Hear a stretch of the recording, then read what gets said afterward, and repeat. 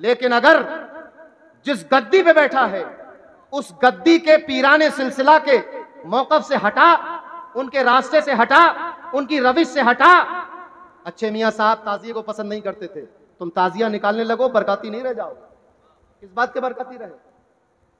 मियाँ साहब क़िबला का पूरा रिसाला है राफ़ज़ियों के रद में, तुम राफ़ज़ी हो जाओ तो किस बात के बरकती हो? हुज़ूर ताजुल उलमा की तहरीरें पढ़ो, अगर उनके मौक़िफ़ से हटे तो किस बात के बरकती हो? हुज़ूर सैयदुल उलमा और अहसनुल उलमा की अक़वाल को याद करो, अगर उससे हटे तो किस बात के बरकती हो? बरेली शरीफ में देखो तो बरकत मारेरा की है, बदायूं में देखो तो बरकत मारेरा की है, अतराफ़ अकनाफ़ आलम में देखो तो बरकतें मारेरा की है। इसीलिए मारेरा के शैदाई हर वक्त ये जबान पर रखते हैं, बजुज़ मारेरा न दी दे। मारेरा के सिवा हमने कोई रास्ता देखा नहीं है। अगर भूखा पेट हो तो मारेरा याद आता है, और अगर सीना इल्म फज़ल से खाली हो तो मारेरा याद आता है। ये मैं इसलिए अर्ज कर रहा हूं कि लोग ये समझते हैं और ये तासुर देने की कोशिश करते हैं। हुजूर मुझे आप माफ फरमाएं, लोग आप तो पसंद नहीं करते ये बात, मगर मुझे लगता है कि मैं ये बात कह दूं इस स्टेज पर। लोग ये तासुर देने की कोशिश करते हैं कि ये पीर मारेरा वाले पढ़े लिखे नहीं हैं। अरे अस्सलामु अलैकुम व रहमतुल्लाहि व बरकातुहू।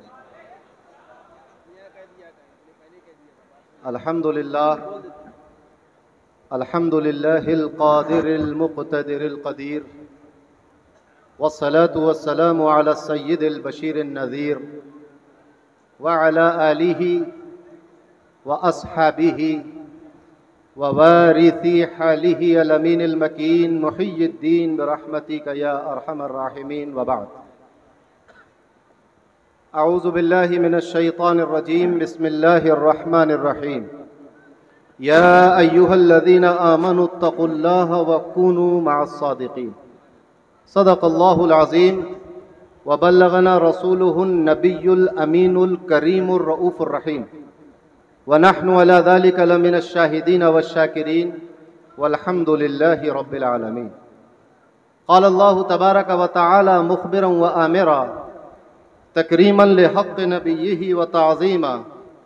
इन्नल्लाहा व मलाइकतहु युसल्लूना अलन नबिय्य या अय्युहल्लज़ीना आमनू सल्लू अलैहि व सल्लिमू तस्लीमा। अल्लाहुम्मा सल्लि व सल्लिम व ज़िद व बारिक अलैहि व अला आलिहि व सहबिहि व वारिसी हालिहि व अला मन लदैहि सलातन व सलामन अलैका या रसूलल्लाह सल्लल्लाहु तआला अलैहि वसल्लम। चले जब हुजूर सुए फलक बलगल उला बेकमालिही, कोई देखे रुख की चमक दमक कशफत दुजा बेजमालिही। वो है बेमिसाल दरी चशक हसनत जमीओ खिसालिही, उन्हें देख लें तो पढ़े मलक सल्लू अलैहि व आलिहि। अल्लाहुम्मा सल्लि व सल्लिम व ज़िद व बारिक अलैहि व अला आलिहि व सहबिहि व वारिसी हालिहि व अला मन लदैहि सलातन व सलामन अलैका या रसूलल्लाह सल्लल्लाहु तआला अलैहि वसल्लम। शहनशी पर जलवा अफरोज़ साक़िए मैखाने बरकातियत ताजुल मशाइख हमारे और आपके मुर्शिद गिरामी हुजूर साहिबुल बरकात की मसनद के अमीन हुजूर अच्छे मियाँ साहब क़िबला क़ुद्दस सिर्रुहुल अज़ीज़ के रूहानी वारिस अपनी तमाम तर जलवा सामानियों के साथ हमारे और आपके सामने मौजूद हैं, जलवा अफरोज़ हैं। आज हमारे पीरो मुर्शिद ने पीराने सिलसिला के वो तबर्रुकात ज़ेब तन किए हैं कि जिन तबर्रुकात की इस दुनिया में कोई कीमत नहीं हो सकती। ये वो तबर्रुकात और वो चीज़ें और वो कपड़े और वो तस्बीहें हैं कि जिन अशिया को उन लोगों से निस्बत हासिल है कि जिन लोगों की ज़ाते बाबरकत अल्लाह तबारक व तआला की बारगाह में मकबूल है। तो ये हमारी खुशनसीबी है कि हमें इसी कस्बे में बैठे बैठे उन चीज़ों की ज़ियारत हो रही है कि जिसके लिए लोगों को मीलों हज़ारों किलोमीटर का सफ़र तय करना पड़ता है। ये हमारे पीराने सिलसिला का फजलो करम है कि आज मारेरा मुक़द्दसा में हमारे पीरो मुर्शिद के सर पर, सीने पर, हाथों में, गले में वो तमाम तबर्रुकात मौजूद हैं कि जिनकी बरकतें यकीनन क़यामत के दिन हमारे लिए बख्शिश की ज़ामिन होंगी। उसी के साथ साथ मेरे आक़ाए नेमत हुज़ूर रफ़ीक़ मिल्लत जलवा अफरोज़ हैं। उसी के साथ सरकार कलां हज़रत सैयद मोहम्मद अमान मियाँ क़ादरी वली अहद सज्जादा दामत बरकातुहुम आलिया यहाँ मौजूद हैं। शहज़ादे आली वक़ार हज़रत सैयद हैदर मियाँ साहब क़िबला मद्दसल्लहुल आली रौनक स्टेज हैं।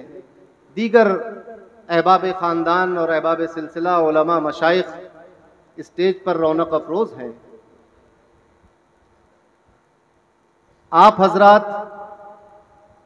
इस उर्से सरापा कुद्स में बरकतें हासिल करने के लिए तशरीफ़ लाए हैं। तो जाहिर सी बात है कि बरकाती दूल्हा के यहाँ अगर बरकतें न मिलें तो फिर कहाँ मिलेंगी। पीर बरकाती है, सिलसिला बरकाती है, स्टेज बरकाती है, दरगाह बरकाती है, लंगर खाना बरकाती है, इबादत खाना बरकाती है। सरापा बरकतों का मुजस्समा हमारे सामने मौजूद है। शाहे बरकात, बरकात पेशीनिया, बरकतें तो इनके आगे पीछे चलती हैं। अल्लाह तबारक व तआला ने अपनी बारगाह में वो मकाम अता किया है कि जिस गली से गुजर जाए वो बरकतों वाली हो जाए, जिस कुटिया में कदम रख दे बरकतों वाली हो जाए, जिस बस्ती में कयाम कर ले बरकतों वाली हो जाए, और जिसके दिल में आ जाए बरकतों वाला हो जाए, और जिसकी जेब में पहुंच जाए वो भी बरकत वाली हो जाए। मैं अर्ज करूं, आप मुझे देखें, बदायूं की खानकाह में जो कुछ रौनकें दिखाई दे रही हैं, जो कुछ रोशनियां दिखाई दे रही हैं, ये सब सदका है मारेरा मुताहरा के मशाइखीन की जूतियों का, उनकी नजर करम का। मेरे परदादा पीर जब गद्दी पर बैठे तो हुजूर मियाँ साहब क़िबला क़ुद्दस सिर्रुल अज़ीज़ ने रस्म सज्जादगी में उनको 1 रुपया पेश किया था। जो रस्म सज्जादगी होती है तो सब लोग नए सज्जादा नशीन को नजर पेश करते हैं। तो मियाँ साहब क़िबला ने सबसे पहले 1 रुपया दिया तो मेरे जद्दे अमजद ने बजाय ऐसे लेने के हाथ फैला दिए कि हुजूर इसमें डाल दें। उस 1 रुपए की कीमत आप देख रहे हैं आज। मैं अक्सर तहदीस नेमत के तौर पर कहता हूं कि मेरे जद्दे अमजद को रस्म सज्जादगी पर मियाँ साहब ने 1 रुपया दिया था, और इस फकीर की रस्म सज्जादगी पर हुजूर रफीक मिल्लत ने 6 सिक्के अता फरमाए हैं। तो ये बरकती खजाना है, बरकत वाला खजाना है। जिस तरफ से गुजर जाए ये दूल्हा वहां बरकतें ही बरकतें हैं।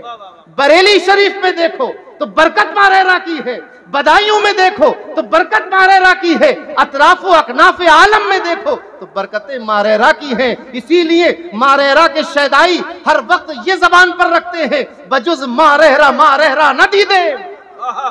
मारेरा के सिवा हमने कोई रास्ता देखा नहीं है। अगर भूखा पेट हो तो मारेरा याद आता है, और अगर सीना इल्म फजल से खाली हो तो मारेरा याद आता है।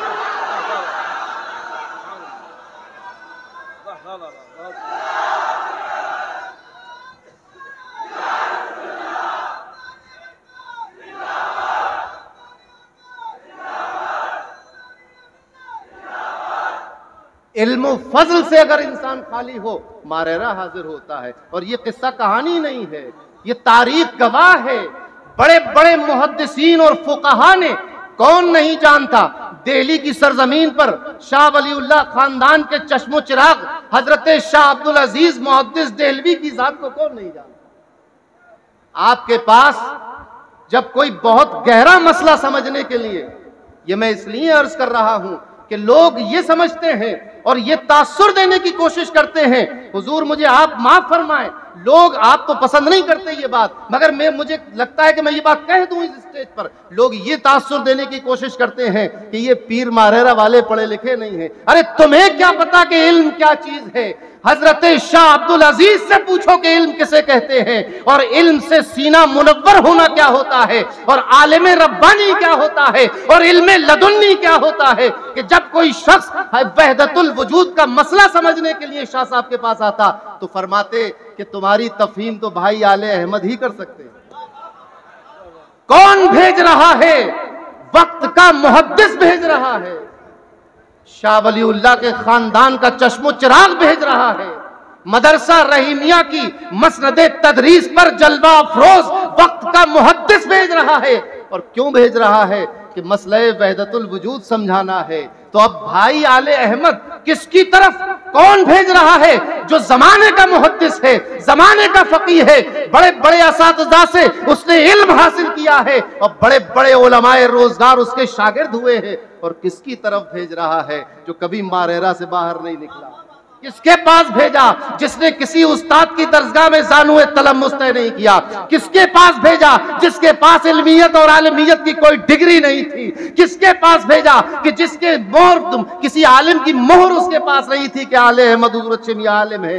ये वो ज़ाते गिरामी है जो अपनी खानका से बाहर कहीं नहीं ले गए, कहीं तशरीफ नहीं ले गए। उनके पास भेजा किस मसले को?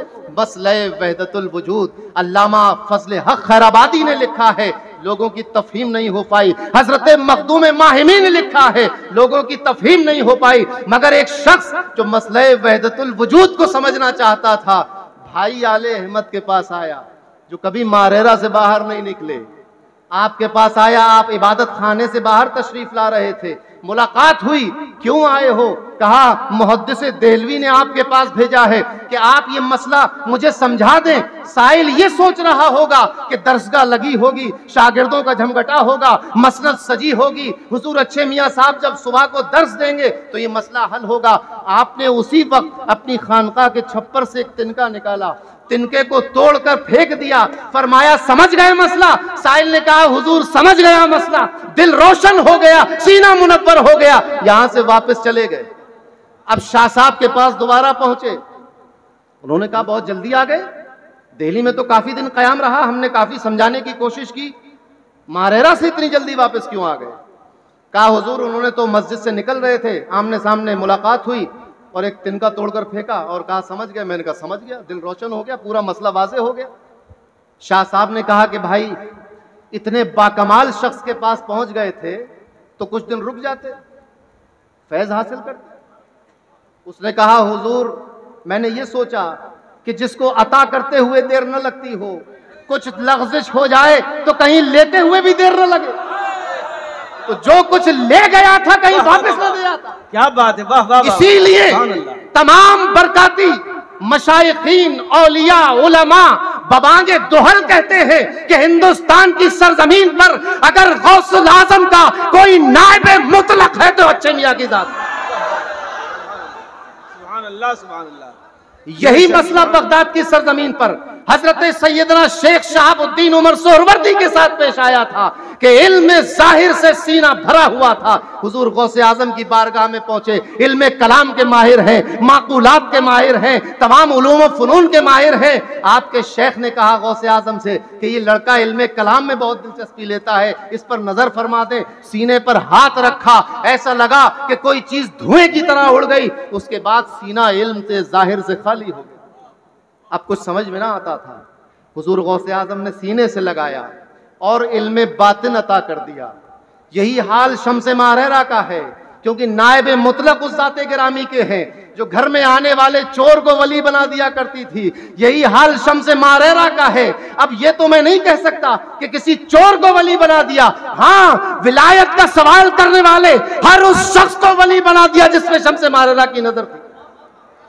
किताबों में लिखा हुआ है बड़े बड़े मशाइखीन, उलमा, मुहद्दिसीन यहाँ के हाजिरबाज थे।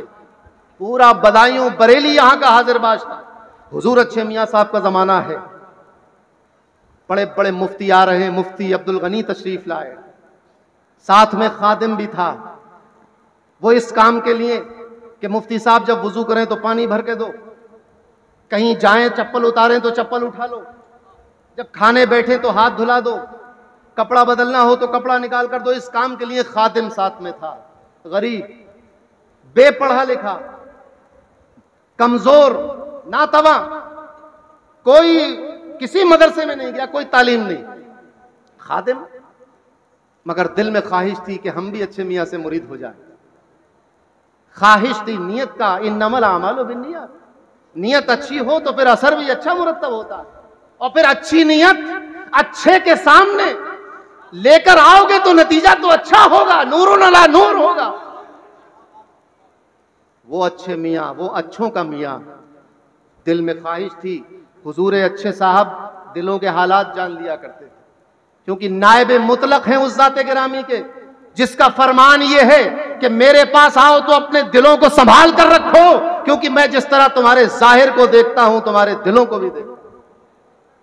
दिल में ख्वाहिश थी कि अच्छे मियाँ के मुरीद हो जाएं, मगर चूंकि गुलाम और खादिम थे, नौकर थे, सोचा कि हमारे मालिक भी इन्हीं से मुरीद हैं, हम भी इनके मुरीद हो जाए, कैसे बराबरी कर लें। और मेरे पास तो नजर करने को 1 रुपया भी नहीं है। देखते थे कि जो लोग मुरीद अभी नजर पेश कर रहे थे, लोग मुसाफा कर रहे थे। इस नजर का यह मतलब नहीं होता कि इससे पीर साहब के घर का खर्चा चलेगा। ये तो आदमी अपनी अकीदत में, अपनी नियाजमंदी में ये इसका इजहार है कि हुजूर आप आका हैं, मैं गुलाम हूं। तो नजर पेश करने के लिए पैसा नहीं, शीरीनी मंगाने के लिए पैसा नहीं, तंबीहुल मखलूक में लिखा हुआ है। अच्छे मियाँ साहब ने उनके इरादे को पढ़ लिया, फरमाया कि आओ मुरीद हो जाओ। उसने कहा सरकार मेरे मालिक आपसे मुरीद है। मैं तो फरमाया वो कुछ नहीं कहेंगे तो मुरीद हो जाओ। अर्ज किया हुजूर शीरीनी मंगाने के भी पैसे नहीं है। फरमाया मैं मंगा दूंगा।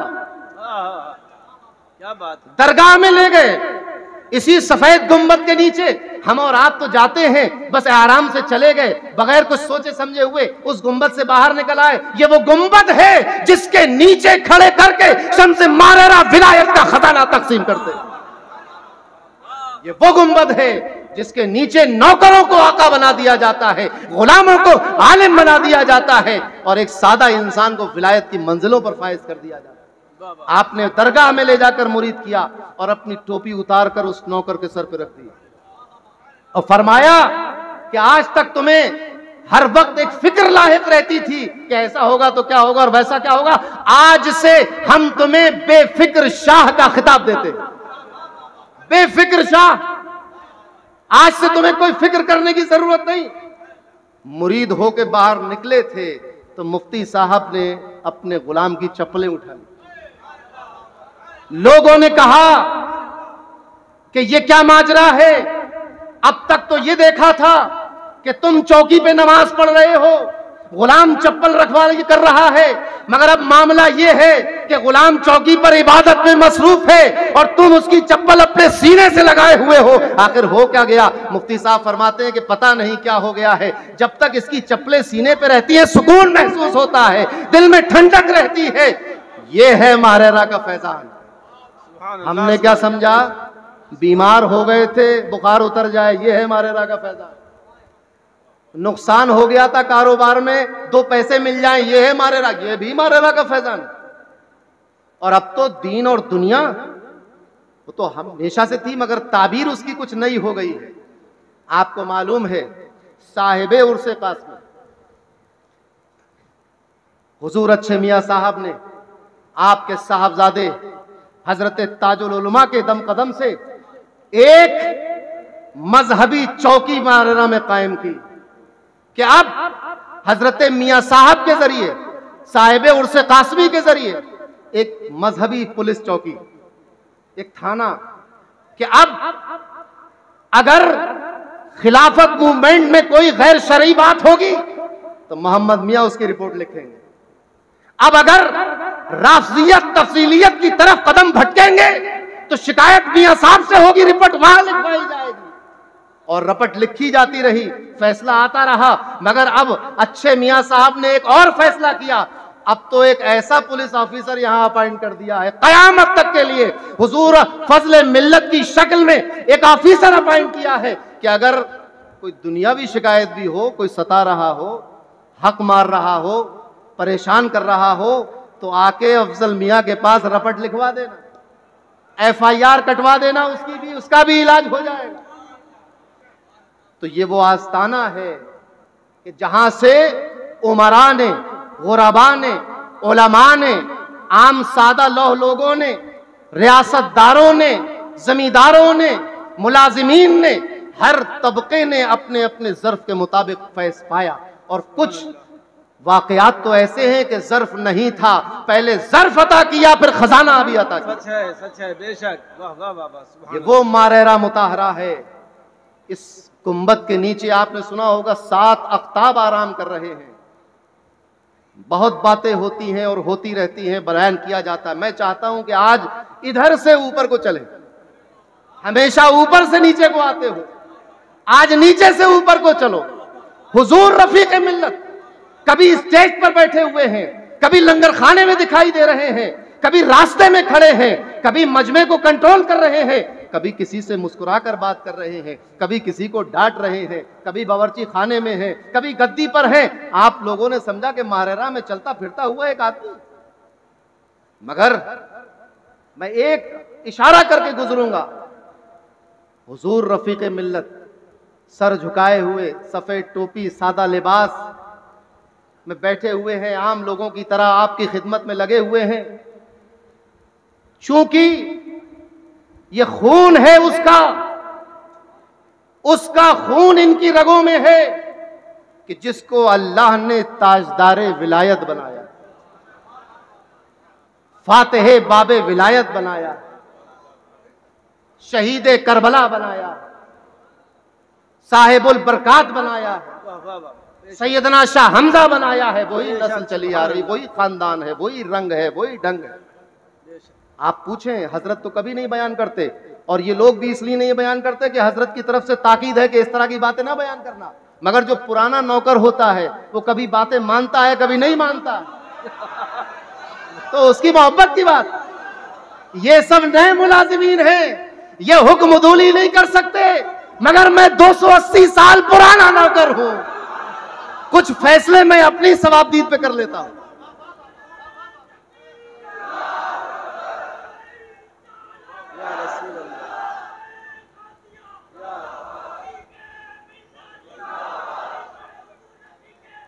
जिंदाबाद, जिंदाबाद, अल्लाहु अकबर, या रसूल अल्लाह। पता कैसे चलेगा लोगों को? बाहरेरा शरीफ के खानवादे के जो फैमिली डॉक्टर हैं निहाल साहब अभी मौजूद हैं, कहीं इंतजाम में खड़े हुए मिल जाएंगे। उनका बेटा छत से गिर गया, छत से गिरा, छोटा बच्चा, क्योंकि खुद डॉक्टर हैं वालिद, घर में एक डॉक्टरी का माहौल भी है, और फर्स्ट एड के तौर पर बाहरेरा शरीफ में वही फौरन आते हैं, फैमिली डॉक्टर। बच्चा छत से गिरा, बेहोश हो गया, बेहोशी तवील हो गई, कोमा की हालत हो गई। रफीक मिल्लत यहां मौजूद नहीं थे, बाहर थे। जब आए मालूम हुआ कि एक लंबी बेहोशी है, कोमा की हालत है। कोमा की हालत वो होती है जिसमें मरीज को कुछ एहसास नहीं है, उसको आवाजें दें वो रिएक्ट नहीं करता, सांस तो लेता है मगर उसको किसी दर्द का, तकलीफ का, आवाज का, खुशबू का, बदबू का एहसास नहीं होता, भूख और प्यास का एहसास नहीं होता, बड़ी लंबी खिंच जाती है, गोया के सांस तो आ रही है मगर एक लाश की तरह। हजरत हुजूर रफीक मिल्लत तशरीफ लाए। आप सोच रहे होंगे कि सूरह यासीन पढ़ के दम की, सूरह मुजम्मिल पढ़ के फूंक दी, कोई वजीफा कर दिया या कोई अमल करके फूका। नहीं, फरमाया कि बेटा उठ के टाफी खा ले। टाफी खाने के लिए उठ जा। बच्चा उठ के बैठ गया। ये वो मारेरा है जहां पर टाफी खिलाकर मौत का इलाज किया जाता है। कोमा से उठकर बैठ गया बच्चा। आप कहेंगे कि ये कौन सी बात हुई, कोमा में से तो लोग उठ ही जाते हैं, कौन सी खारिक आदत बात है। ये खारिक आदत बात कोमा से उठना नहीं है, टाफी का नाम सुन के उठना खारिक आदत है।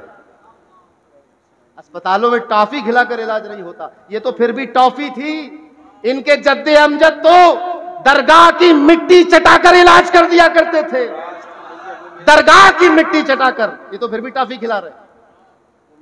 हुजूर रफीक मिल्लत को हम चूंकि अपनी आंखों से वो पर्दा हटा नहीं सकते जिससे हमें कुछ नजर आ जाए, जैसे हमारे असलाफ को नजर आया, हमारे अजदाद को नजर आया, हमारे पुराने उलमा और मुहद्दिसीन को नजर आया, बदायूं और बरेली को नजर आया, कछोजा को नजर आया, हजरत मुहद्दिस देलवी को नजर आया, हमें नजर नहीं आया।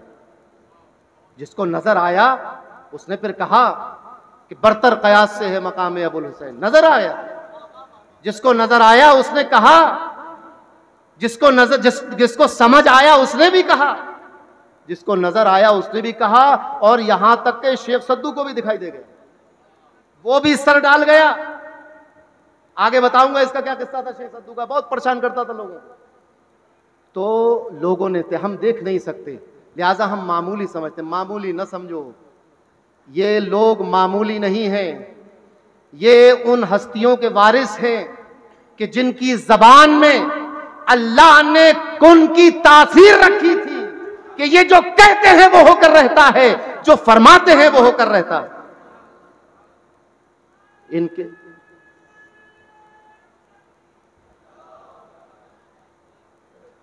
हुजूर ताजुल मशाइख, आज की बज़्म के दूल्हा, हमारे और आपके मरकज़ अकीदत, साक़िए बज़्मे तरीक़त। अभी कल बरकाती अहबाब बदायूं मुझसे मिलने आए, गुजर रहे थे तो मुलाकात हुई, तस्करा छिड़ गया महाराणा शरीफ का। देखिए बात, मोहब्बत करने वाले जब मिलते हैं तो फिर महबूब ही का जिक्र छुड़ जाता है, फिर इधर उधर की बात नहीं होती, कोई इधर उधर की बात नहीं होती। यार का जिक्र चले, गैर का जिक्र न हो, बात फकत यार की हो। बात चली ऐसी बरकातियत की, महाराणा शरीफ की, बुजुर्गों की, मोहब्बत की, अकीदत की। इंदौर के अहबाब थे, मुझे उन्होंने एक वाकया बताया हुजूर ताजुल मशाइख का, और यहां बैठे हुए न जाने कितने लोगों के साथ इस तरह के मामलात हुए होंगे, वो बयान नहीं कर पाते लोग। आप लोग, जब मैं बयान करूंगा तो आप तायीद करेंगे, मुझे यकीन है कि हर किसी के साथ ऐसा कुछ ना कुछ हुआ है, कुछ ना कुछ बदला है, मदद आई है। एक साहब के पानी के टैंकर चलते थे, बार बार उलट जाता था टैंकर। ख्वाब में देखा कि टैंकर उल्टा तो एक बुजुर्ग ने आकर सीधा कर दिया। 2-3 बार ये हुआ तो ख्वाब देखने वाले ने कहा कि हुजूर बार बार आपको आना पड़ता है, कुछ ऐसा कर जाइए कि अब टैंकर ना लौटे। देखो अक्लमंद लोग ऐसे ही होते हैं जी। तो उन बुजुर्ग ने उसके टैंकर में जो तावीज़ात पड़े हुए थे उसको निकाल के फेंकवा दिया, टैंकर से चलने लगा, बात खत्म हो गई। कुछ दिनों के बाद ये बरकाती अहबाब उस शख्स के पास बैठे हुए मोबाइल देख रहे, अचानक हुजूर अमीन मिल्लत की तस्वीर सामने आ गई। उसने कहा कि भाई ये कौन है? कहा ये हमारे पीरो मुर्शिद हुजूर अमीन मिल्लत हैं। उसने कहा कि ये वही बुजुर्ग तो हैं जो ख्वाब में मेरा टैंकर सीधा कर दिया करते थे।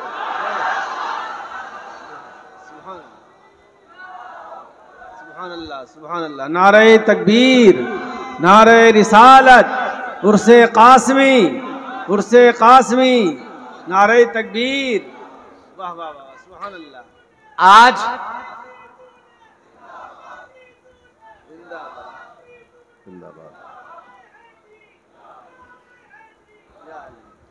आप देखें, हम लोगों का चूंकि मिजाज ये बन गया है कि इसी तरह का कोई मामला हो तो करामत है। आपको करामत और सुनाऊं, हालांकि बहुत पर्दापोशी करते हैं, छुपाते हैं अपने आप को, मगर मैंने आपको बताया मैं पुराना कुत्ता हूं, तो मैं कभी आगे भी चलूंगा, कभी पीछे भी चलूंगा, मुझे तो कोई रोक टोक नहीं। हुजूर सरकार कला अमाने मिल्लत, आप सोच रहे होंगे इनकी क्या करामत है भाई। अरे आज से 20, 25, 30 साल पहले के अलीगढ़ का देखने वाला आज अलीगढ़ को जाकर देखे, आज से पहले अलीगढ़ देखा होगा या रसूल अल्लाह कहने को शर्म समझा जाता था, शिर्क समझा जाता था, गुनाह समझा जाता था। सलाम पढ़ने पे पाबंदी थी, मिलाद के नाम पे पाबंदी थी। मगर ये करामत है हुजूर सरकार कला की कि आज उस अलीगढ़ शहर में कई मदारिस अहले सुन्नत के कायम हो गए हैं, हजारों बच्चे सुन्नी हो रहे हैं, ईद मिलादुन नबी मनाया जा रहा है, जुलूसे मोहम्मदी निकाला जा रहा है। ये किसी करामत से कम है बात? किस इदारे में, किस जगह में जहां पर ठप्पा लगा हुआ था कि ये बस तो ये तो उन्हीं लोगों का। एक मर्द मुजाहिद खड़ा हुआ आलम लेकर, सुन्नियत की बहारें फैल गई। और ये इस्तिकामत है इनके दर्द दिल में, जो सुन्नियत का दर्द है वो किसी करामत से कम नहीं है। आज हम उस अलीगढ़ की बदली हुई हालत देख रहे हैं। 11वीं की नियाज हो रही है, छठी मनाई जा रही है, बुजुर्गों के आरास की महफिलें हो रही हैं, मस्जिदों में खत्म कुरान हो रहा है, खड़े होकर सलातो सलाम हो रहा है, मिलाद पढ़ा जा रहा है, या रसूल अल्लाह के सदाएं दी जा रही हैं। सुभान अल्लाह, ये करामत है कि नहीं? तो ये चूंकि बात फिर वही आएगी, किसी समझने वाले से समझो कि कैसा है मारेरा, कैसी है नस्ल, कैसे हैं लोग। समझाने वाले तो समझाते रहे और कहा कि तेरी नस्ल पाक में है, बच्चा बच्चा नूर का, तू है अहले नूर, तेरा सब घराना नूर। तो जहां नूर होगा वहां रोशनी फैलेगी, जहां चराग जलेगा तो फिर रोशन होंगी चीजें। तो मुनव्वर हो रहा है हुजूर अहसनुल उलमा। बहुत पीछे की बात ना करूं, अभी की बात लें और मेरी बात की तायीद अहले खानदान करेंगे। हुजूर सरकार खुर्द हजरत सैयद उस्मान मियाँ साहब क़िबला मद्दज़ल्लहु अली तशरीफ लाए। नारे तकबीर, नारे रिसालत, खानवादा बरकात। तो आप तायीद करेंगे, खुसूसन हुजूर शर्फ मिल्लत तायीद करेंगे। आज जो आपके हाथ में अहले सुन्नत की आवाज का जो शुमारा है, अहले सुन्नत की आवाज का शुमारा निकलता है हर साल रिसाला। इस बार जो हम्दो नात पर निकला है ये खुसूसी नंबर, ये हुजूर अहसनुल उलमा की करामत। क्या करामत है, क्या फैजान है, क्या अता है? अता ये है कि आपने अपने लख्ते जिगर नूर नजर तशरीफ लाए हजरत। ये है मुअज्जिन मरहबा बर वक्त बोला, तेरी आवाज मक्के और मदीने। नारे तकबीर, नारे रिसालत, हुजूर शर्फ मिल्लत उर्से कासमी, नारे तकबीर, नारे रिसालत।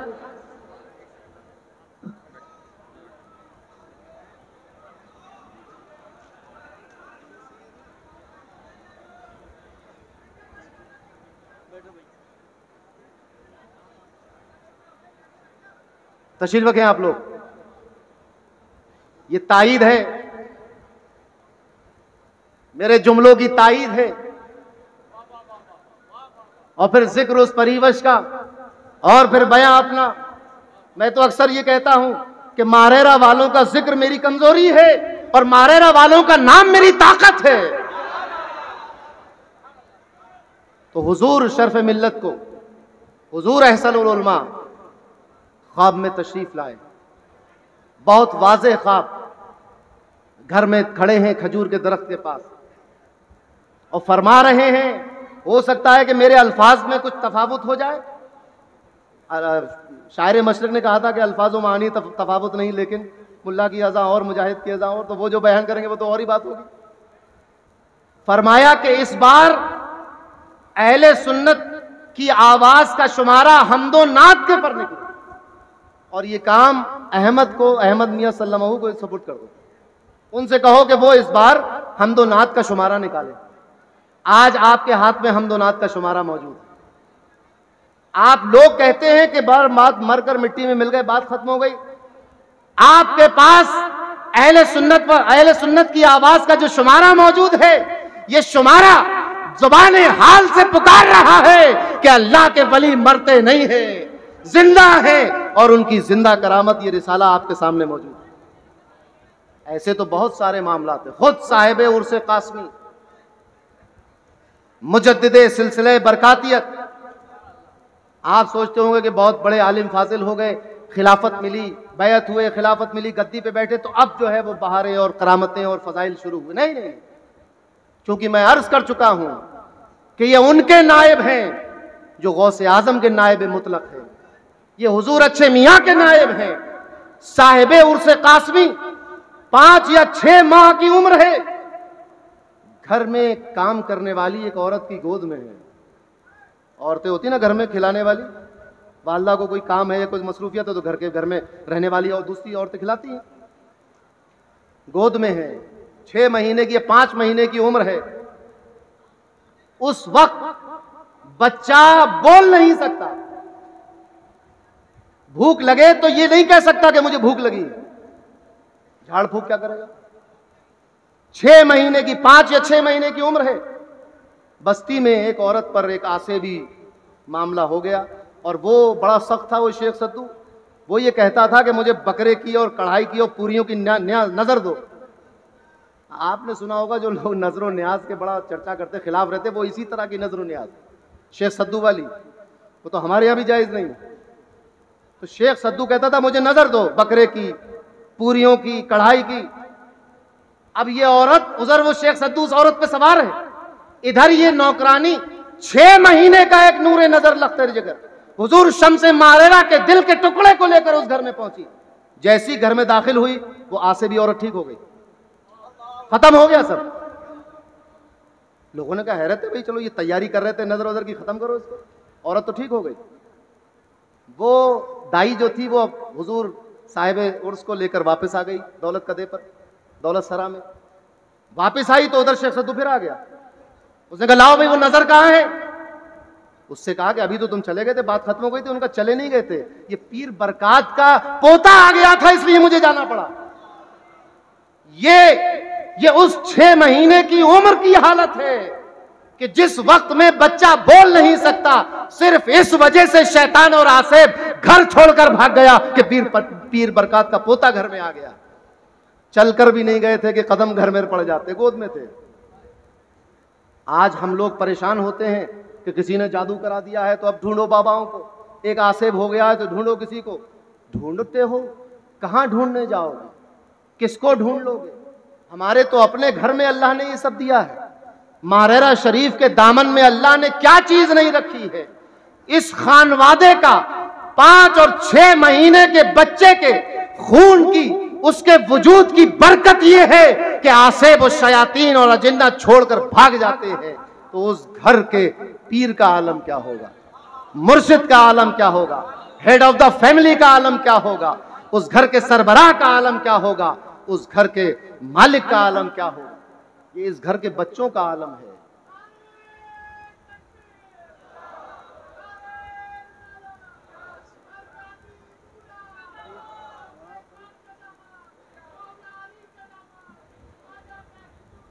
अभी आपने नारा सुना गौसे आजम का दामन, पकड़ के दिखाओ गौस पाक का दामन कहां है। ना तो गौस पाक के कुर्ते तो है नहीं यहां पर किसी के पास, कैसे पकड़ोगे गौस पाक का दामन? गौस पाक का दामन पकड़ना जरूरी है। हम सबका मामला भी ये है कि हम गौस का दामन पकड़े हुए। कैसे पकड़े हुए हो? ऐसे पकड़े हो कि तुम इनका दामन पकड़े हो, और यही दामन अच्छे मियां का दामन है, और यही दामन साहिबुल बरकात का दामन है, और यही दामन गौसे आजम का दामन है, यही दामन मौला अली का दामन। ऐसे है गौस का दामन आता। तो इस घर के, और वो शेख सद्दू जो था वो साहिबुल बरकात से भी एक बार खायब खासर हो चुका है। साहिबुल बरकात के कपड़े लेके भाग गया था। आप सोच रहे होंगे कौन सी कहानी तुमने या पंचतर्क की कहानी शुरू कर दी, कलीला दिमना वाली। कपड़े लेके भाग गया, कपड़े लेके भागा, आपने हिसार किया और दबाया ऐसा कि अब उसकी जान निकलने वाली थी तो माफी मांगी और कहा कि पीर बरकात आज के बाद तुम्हारे मानने वालों मुरीदों को नहीं आऊंगा। जिस तरह शाह अब्दुल जलील साहब ने रहमतुल्लाह ताला अलैह ने जिन्नातों के 7 बादशाहों को अपने सामने झुका लिया था और ये इकरार ले लिया था कि आज के बाद मेरे मुरीदीन, मेरे सिलसिले से वाबस्ता लोगों को परेशान नहीं करो। अब सोचो, मुझे तो इसलिए यकीन हो जाता है जब कोई मेरे पास आता है कि आसेब है, मैं यकीन कर लेता हूं कि आसेब नहीं, कोई बीमारी होगी। अलीगढ़ जाकर अहमद भाई से कहता हूं उनको दिखवा दीजिए किसी डॉक्टर को। आसेब तो इसलिए नहीं हो सकता कि हमारे सिलसिले में शाह अब्दुल जलील साहब के गुलामों को कोई जिन्नात पकड़ कैसे सकता? नहीं पकड़ सकता। तो हम जा बजा ढूंढते फिर रहे हैं। अरे अल्लाह ताला ने हमें ये दामन दे दिया है, इसकी कदर करनी चाहिए। मैंने इससे पहले भी अर्ज किया था कि गुंबद में जाते हैं, चले आते हैं, कभी गौर तो करो कि कौन कौन आराम कर रहा है। उर्स नूरी के मौके पर अर्ज किया था मियां साहब क़िबला की बारगाह में कि मुहद्दिस का, मुफस्सिर का, मुहक्किक का, मुजद्दिद का तेरी चौखट पे खम किस किस का सर है अहमद नूरी। ये वो अहमद नूरी हैं जो 7 अख्ताब की फहरिस्त में आखिरी कुतुब है, जो गुलाम शब्बर साहब ने लिखा और दूसरी रिवायतें आई। मगर बदायूं वाले, हमारा जो अपना ज़ौक़ का और अपने विजदान का मामला ये है कि जो इस गद्दी पे है वो कुतुब है। ये मेरा ज़ाती मानना है, सौदा मेरा है, आपको नहीं पसंद आ मत लो, लड़ाई की बात नहीं है, आप वहां तक ही रखो।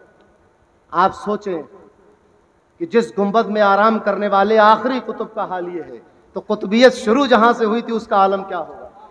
और अब यह भी यकीन रखो कि आखिरी कुतुब में वो सारी खूबियां मौजूद है जो पहले कुतुब में थी। इसी का नाम सिलसिला तरीकत है।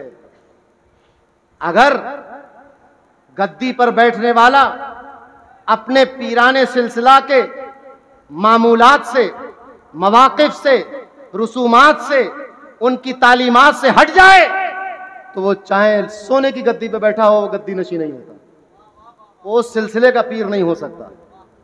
कितना अपने आप के आगे सज्जादा नशीन लगा ले और आगे और पीछे अलकाब लगा ले, लेकिन अगर जिस गद्दी पे बैठा है उस गद्दी के पीराने सिलसिला के मौक़िफ़ से हटा, उनके रास्ते से हटा, उनकी रविश से हटा। अच्छे मियाँ साहब ताज़िये को पसंद नहीं करते थे, तुम ताज़िया निकालने लगो, बरकाती नहीं रह जाओ। किस बात के बरकाती रहे? मियाँ साहब क़िबला का पूरा रिसाला है राफ़ज़ियों के रद में, तुम राफ़ज़ी हो जाओ तो किस बात के बरकाती हो? हुज़ूर ताजुल उलमा की तहरीरें पढ़ो, अगर उनके मौक़िफ़ से हटे तो किस बात के बरकाती हो? हुज़ूर सैयदुल उलमा और अहसनुल उलमा की अक़वाल को याद करो, अगर उससे हटे तो किस बात के बरकाती हो? और आज हुज़ूर अमीन मिल्लत, शर्फ मिल्लत, रफ़ीक़ मिल्लत के फरमूदात को सुनो, उससे हटे तो किस बात के बरकाती हो? मुझे तो हैरत हुई, आज मैंने देखा व्हाट्सएप पर कि हजरत फरमा रहे हैं कि जो नजराना पीर को देने वाले हो उसकी कोई दीनी किताब खरीद कर घर ले जाना। बताओ कोई पीर मिलेगा? हाल तो यह है कि आते जाओ फंसते जाओ। पीर कह रहा है नजराना न देना, दीनी किताबें ले जाओ, नमाजें दुरुस्त कर लो, अकायद दुरुस्त कर लो, नजरियात दुरुस्त कर लो, अपनी अकीदत को मजबूत कर लो, बरकातियत मजबूत कर लो, रसूल की शरीयत को पहचानो, हुजूर के मकाम को पहचानो, सहाबा को पहचानो, अहले बैत को पहचानो, अकीदा सुन्नियों वाला रखो, उसी पैसे से जो हमें नजर देने चाहते हैं। आप सोचें, और ये कैसी नजर होगी अगर हम अपने पैसों से ये किताबें खरीद कर इनकी रविश पर आ जाएं, तो एक पीर के लिए मुरीद की जानिब से इससे बड़ा नजराना नहीं हो सकता कि हुजूर जिस रास्ते पर आप हैं उसी रास्ते पर मैं हूं। मैंने अपना आप आपको सौंप दिया, अपने नजरियात, अगराज़ो अवातिफ आपके हवाले कर दिए। अब मैं वही चाहूंगा जिसको आप चाहते हैं, अब मैं वही सोचूंगा जो आप चाहते हैं, अब मैं वैसे ही चलूंगा जैसा आप चाहते हैं, अब मैं वही रसूमात को रवा रखूंगा जो आप चाहते हैं। जो आपके यहाँ नहीं है वो मेरे यहाँ भी नहीं, तो फिर तो बरकाती हो। हुजूर साहिबुल बरकात का घराना है। आखिरी बात अर्ज कर दूं, हुजूर साहिबुल बरकात सब जानते हैं, कालपी तशरीफ ले गए। हजरत सैयदना फजलुल्लाह कालपवी रहमतुल्लाह ताला अलैह के पास हुजूर गौस पाक के इशारे पर क्यों गए? कादरी सिलसिले की खिलाफत के लिए। बात याद रखिएगा गौर से, हो सकता है मौके पर कभी जवाब देना पड़ जाए। कादरी सिलसिले की खिलाफत के लिए। तो सवाल यह पैदा होता है कि क्या कालपी शरीफ जाने से पहले सैयदना शाह बरकतुल्लाह के पास कादरी शजरा नहीं था? यकीनन था। सफीपुर शरीफ से सिलसिला चिश्तिया सफविया मीनाइया आया, साथ ही साथ सिलसिले कादरिया भी आया। बस फर्क यह था कि जो हुजूर गौसे आजम तक दो तरह से मौला अली का सिलसिला पहुंचा है, दो तरह से पहुंचा है, दो तुरुक है उसके। एक तो हजरत दाऊद ताई वाला तुरुक है, तरीका है, और एक इमामिया है, यानी इमाम हुसैन, फिर उनके साहबजादे, उनके साहबजादे, उनके साहबजादे, हजरत इमाम अली रजा तक, वहां से हजरत मारूफ करखी से फिर गौस पाक। और इधर हसन बसरी से और होता हुआ हबीब अजमी से होता हुआ दाऊद ताई और बारूफ करखी और फिर गौस पाक तक। तो ये वाला शजरा तो था, मगर हुजूर गौसे आजम ने ये चाहा कि जो सिलसिला बगदाद में राइज है मेरा, मेरी औलाद और मेरे गद्दी नशी के हाथों से, वही शजरा मारेरा से जारी होना चाहिए। क्यों? क्योंकि नियाबत मुतलका अदा करनी थी कि अब हिंदुस्तान में गौसे आजम को पहचानने के लिए बरकत शाह सैयदना शाह बरकतुल्लाह को देखना चाहिए। इन्हें देखो तो गौसे आजम को पहचानो, क्योंकि ये सिलसिला हजरत दाऊद ताई वाला ये बगदाद में भी राइज नहीं है, बगदाद में भी वही सिलसिला राइज है जो इमामों से होता हुआ आया। तो हुजूर सैयदना गौसे आजम को इस बरकाती घराने से और सैयदना शाह बरकतुल्लाह से और आने वाली उनकी नस्लों से इतनी मोहब्बत थी कि वही शजरा भी दिया जो शजरा बगदाद मोहल्ला में पढ़ा जाता। इसलिए आप कालपी तशरीफ ले गए। आप तो खुद पीर थे, बहुत से खुलफा भी थे, बहुत से मुरीद भी थे, खानका उरूज पर थी, गौसे आजम से राबता मौजूद था। अगर राबता ना होता तो ये क्यों फरमाते कि कालपी चले जाओ? गौस पाक से राबता जोड़ने नहीं गए थे, बल्कि गौस पाक के हुक्म पर अमल करते हुए बरकतें लेने गए। और जब पहुंचे हैं सैयदना शाह फजलुल्लाह कालपवी रहमतुल्लाह ताला अलैह के पास, आपने उठकर गले लगाया और कहा तारीख साज जुमला, फरमाया दरिया बदरिया पैबस्त। ये जो दो गले मिल रहे हैं, ये दो दरिया मिल रहे हैं आपस में कि इधर भी रवानी है उधर भी रवानी है, इधर भी मौज है उधर भी मौज है, इधर भी सीप है उधर भी सीप है, इधर भी मोती है उधर भी मोती है। बस ये दोनों दरिया आज मिल गए। और जब दरिया मिलते हैं तो एक तीसरी धार पैदा होती है। जब दो दरिया मिलते हैं तो एक तीसरी धार और तीसरा धारा निकलता है। उस धारे का नाम है सिलसिला बरकातिया कादरिया। उस धारे का नाम है जो कालपी से चला और मारेरा से बहा। जब ये दोनों दरिया मिलते हैं तो नियाबत मुतलका गौसे आजम की कायम हो जाती है। और आज इसी वजह से मरकज कादरियत मारेरा मुताहरा बना हुआ है। कादरियत का फैज मारेरा मुताहरा से जारी है। और ये आखिरी बात मेरे ज़ौक़ की है कि यहाँ तो चिश्तियत गालिब थी, बदायूं में भी चिश्तियत गालिब थी। ये जो बैलेंस हुआ है, कादरियत है चिश्तियत से बहम, नग दो पल का है अहमद नूरी। ये जो बैलेंस कायम हुआ है ये सब सदका है मेरे अच्छे मियाँ का। वो ना होते तो बैलेंस ना होता।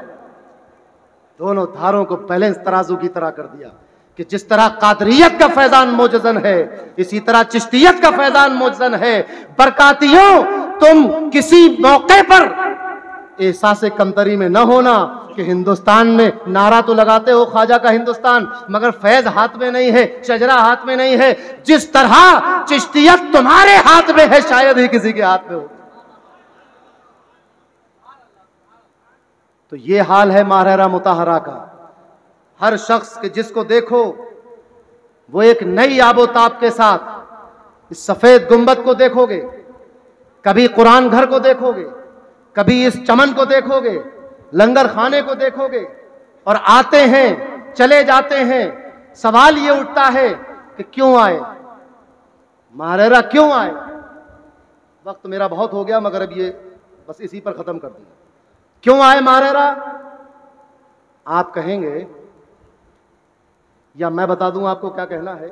आप ये कहिए कि हम अपने पीरों की ज़ियारत को आए, हम कादरी फैजान लेने आए, बरकाती फैजान लेने आए हैं, एक गर्दिशे लैलो नहार का शिकवा करने आए हैं, अपनी आप बीती सुनाने आए हैं, अपने हालात का बयान करने आए हैं, किसी की शिकायत करने आए हैं, किसी की सिफारिश करने आए हैं, अपने पीरों के पास अपना दिल दिखाने के लिए आए हैं, अपनी सूरत दिखाने के लिए आए हैं, कादरी लंगर खाने के लिए आए हैं, बरकाती फैजान लेने के लिए आए हो, बरकाती दूल्हा को देखने आए हो, उलमा की तकरीरें सुनने आए।